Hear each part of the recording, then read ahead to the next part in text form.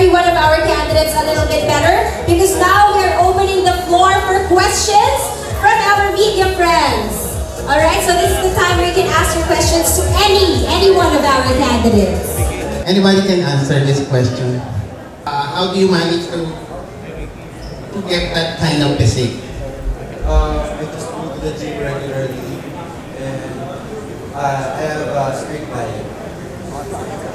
Matagal-tagal din po. Kailangan ko ng strict diet sa regular work. Thank you. We have here Mr. Papadinisan. Question for candidate number 7. What is your idea of dressing up? Sorry? Idea of dressing up. Kapag susuot mo lang yung kasuotan, how do you carry your outfit? Kasi binigay lang po ito ng agent ko, so dinadala ko lang po yung damit sa sarili ko with full of confidence. Thank you. You dress good. Thank you. We have here Mr. Cesar Pabi for number 19. Number 19, can I ask you to step here to the center? If I remember right, the last time I saw you, you were lanky and slim. But now you're, wow, you've got a gorgeous body. What did you do? Siyempre po, nag-workout po ako talagang, nagpursige po ako magpaganda ng kahit pa paano ng katawan ko po. At siyempre po, disiplina po sa katawan. Ano po. Thank you so much. Do we have any other questions? We have Mr. Aaron Domingo of ABS-CBN.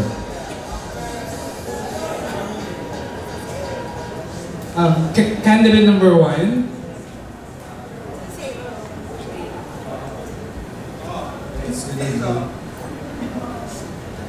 Is there anything else that you still aspire to achieve? Gusto ko magkaroon ng gym at saka restaurant and a club in the future for my future family. Kasi gusto ko maging isang responsible as a person.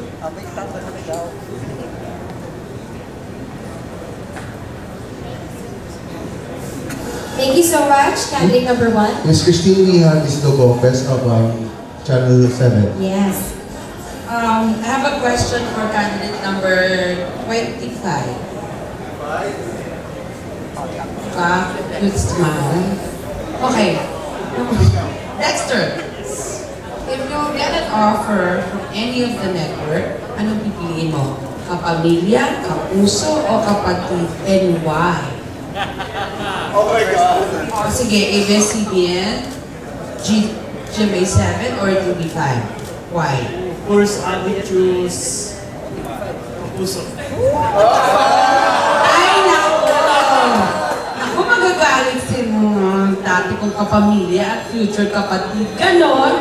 O sige, bakit iho? Bakit? Because since I was a child, I was always watching GMA7.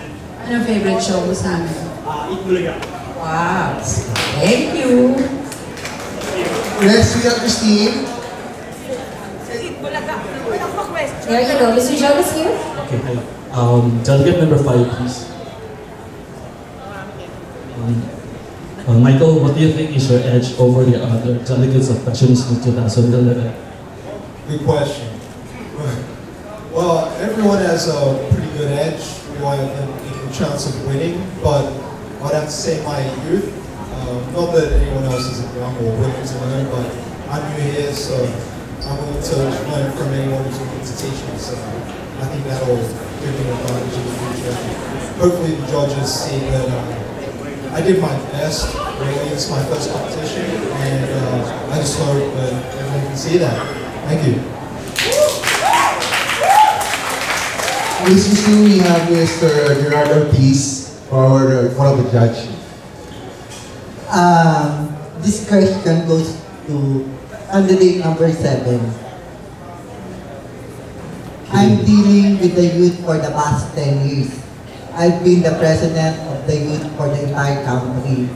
If I'm going to choose you to represent the country as the youth ambassador, define the youth of the day.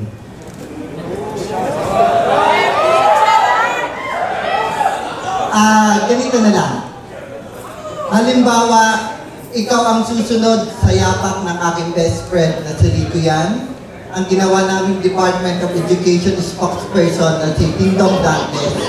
Ano ang maiibigay mo na katangian para maging good role model sa kabataan? Siguro po ang ibibigay kong katangian yung pagiging disiplinado bilang isang Pilipino.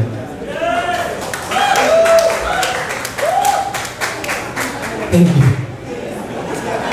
Okay. We have Miss Henry Escudero of Total Image. An international beauty queen. Okay, this goes to candidate number 3. Candidate number 3 first. Candidate number 3. Aside from yourself, who do you think should win Fashionissimo 20?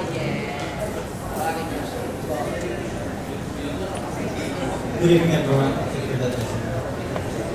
Aside from myself, I think my best asset is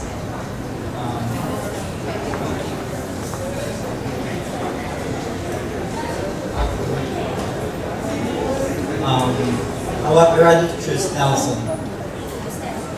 Nelson Batsola, candidate number 7.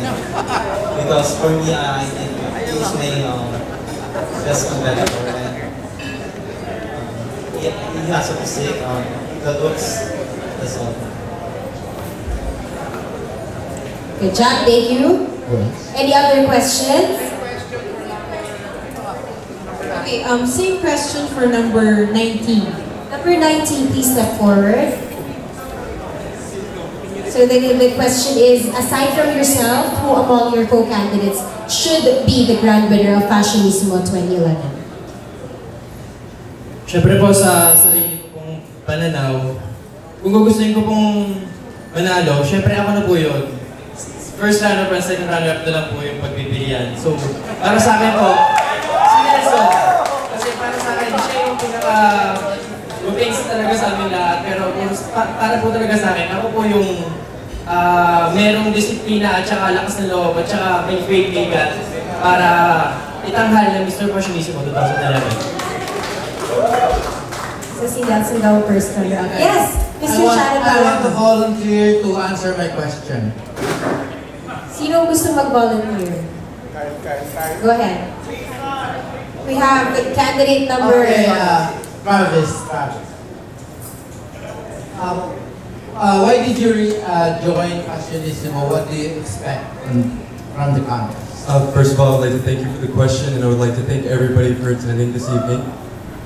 I believe that the main motivation for me to join this particular competition is because I myself am an aspiring model and actor, and I felt that this competition would give me the confidence and train me to take it elsewhere in show business. Thank you very much.